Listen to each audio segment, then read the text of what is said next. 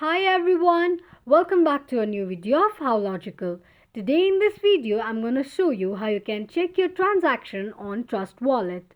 Keep watching the video till the end. To check your transaction on Trust Wallet, firstly open your Trust Wallet application. The home page of Trust Wallet will appear on the screen. Click on the browser option on the bottom of the page. On the search box, type in pancakeswap.finance and make a search.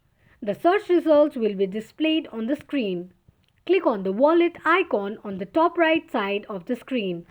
List of options will pop up on the screen. Tap on recent transactions. This is how you can check transactions on Trust Wallet application quickly and easily just in few steps. If you have any thoughts or queries, let us know in the comment section. Don't forget to subscribe to our channel. Also, press the notification bell icon so that YouTube will notify you whenever we post a new video. I hope this video was helpful to you.